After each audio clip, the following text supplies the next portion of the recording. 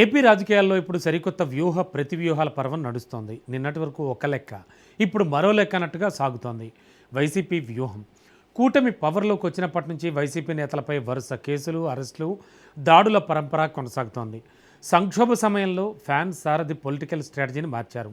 కేసులు, నోటీసులు ఎదుర్కొంటున్న నేతలను ఒంటరిగా వదిలేయకుండా నేనున్నా అంటూ భరోసా ఇస్తున్నారు. అలాగే పార్టీ మీ వెనక ఉందనే బలమైన నమ్మకాన్ని కేడర్లో నింపడానికి జగన్మోహన్ రెడ్డి నయా ప్లాన్ ఒకటి అమలు చేస్తున్నారట. కేవలం ముఖ్య నేతలకే కాదు, కూటమి వేధింపులకు గురవుతున్న సామాన్యుల వెంట ఉంటుంది వైసీపీ. సోషల్ మీడియా వారియర్స్ కూడా కొండంత అండగా నిలుస్తోంది. జగన్మోహన్ రెడ్డి ఎంచుకున్న భరోసా వ్యూహం క్షేత్రస్థాయిలో వర్కౌట్ అయ్యేనా? పార్టీని, కేడర్ను అసలు ఆయన ఎలా కాపాడుకుంటున్నారు? రానున్న రోజుల్లో మరింత దూకుడుగా ముందుకెళ్తారా? Let's watch. ఆంధ్రప్రదేశ్లో ఎన్డీఏ ప్రభుత్వం పగ్గాలు చేపట్టిన తర్వాత వైఎస్సార్ కాంగ్రెస్ పార్టీకి గడ్డుకాలం నడుస్తోంది. మాజీ మంత్రులు, మాజీ ఎమ్మెల్యేల నుంచి మొదలుకొని సిట్టింగ్ ఎంపీల వరకు ఏదో ఒక కేసు వెంటాడుతూనే ఉంది. మద్యం కుంభకోణం కేసులో ఎంపీ మిథున్ రెడ్డి కల్తీ మద్యం ఆరోపణలపై మాజీ మంత్రి జోగి రమేష్, ఇక సీఎం చంద్రబాబుపై గతంలో చేసిన వ్యాఖ్యల కేసులో అంబటి రాంబాబు, ఇలా వైసీపీ సీనియర్ నేతలు చట్టపరమైన ఇబ్బందులు, అరెస్టులు ఎదుర్కొన్నారు. గతంలో ఇలాంటి పరిస్థితులు వచ్చినప్పుడు లీగల్ గా చూసుకునే వైసీపీ ఇప్పుడు రూటు మార్చింది. ఎవరికి ఇబ్బంది వచ్చినా సరే పార్టీ యంత్రాంగం మొత్తం వారి వెనుక కదిలి వచ్చేలా అధిష్టానం ఒక స్పష్టమైన లైన్ తీసుకుంది. తాజాగా నెల్లూరు వైసీపీ ఎమ్మెల్సీ పర్వత చంద్రశేఖర్ రెడ్డి విద్యా సంస్థలకు కూటమి ప్రభుత్వం నోటీసులు జారీ చేయడం రాష్ట్ర రాజకీయాల్లో హాట్ టాపిక్ గా మారింది.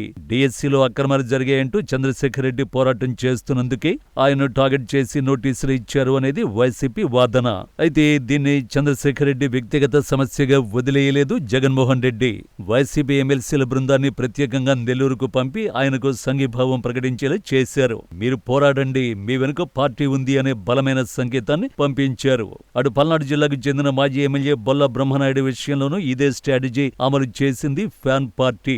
తెలంగాణలోని ఒక భూ వివాదంలో ఆయన అరెస్టు జరిగింది. బెయిల్పై బొల్ల బ్రహ్మనాయుడు విడుదలవగా వైసీపీ సీనియర్ నేతలు, మాజీ మంత్రులు అంబటి రాంబాబు, విడుదల రజని ఒకరి తర్వాత ఒకరు వెళ్లి ఆయన్ను పరామర్శించారు. కేవలం మర్యాదపూర్వక భేటీ కాదు, హైకమాండ్ ఆదేశాల మేరకే పరామర్శల పర్వం సాగుతోందని పొలిటికల్ సర్కిల్స్ లో చర్చ సాగుతోంది.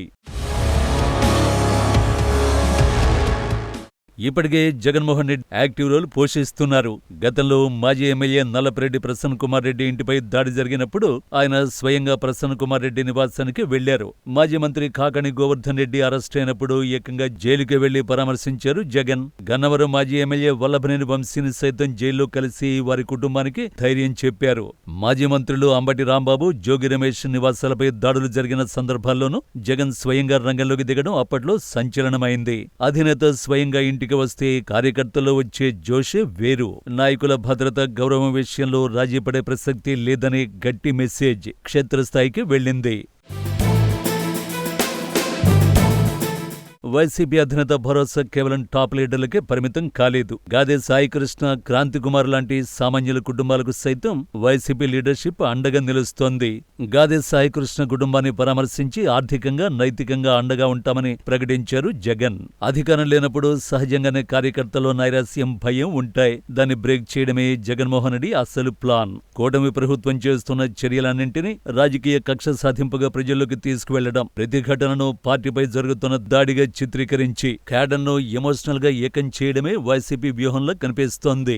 అధినేత భరోసా, సీనియర్ల ఐక్యత ద్వారా అటు నాయకుల్లో ఆత్మవిశ్వాసం పెరుగుతోంది, ఇటు కూటమి ప్రభుత్వంపై పొలిటికల్ పోరాటానికి బలం చేకూరినట్లు అవుతోంది. మొత్తంగా చూస్తే మాజీ మంత్రులు అంబటి నుంచి జోగి వరకు, సీనియర్లు చంద్రశేఖర్ రెడ్డి నుంచి బొల్ల బ్రహ్మనాయుడు వరకు ఎవరికి ఏం కష్టం వచ్చినా మేమంతా ఉన్నామంటూ వైసీపీ టాప్ టు బాటం కదిలి వస్తోంది. ప్రతిపక్షంలో ఉన్నప్పుడు సంస్థగత బలాన్ని, క్యాడర్ మనోధైర్యాన్ని కాపాడుకోవడం ఎంత ముఖ్యమో జగన్ కు బాగా తెలుసు. అందుకే ఆయన భరోసా అస్త్రాన్ని తెరపైకి తెచ్చారు. మరి కూటమి స్పీడ్ కు బ్రేకులు వేస్తూ జగన్ వేసిన వ్యూహం ఫ్యాన్ పార్టీని ఎంతవరకు గట్టెక్కిస్తుందో చూడాలి.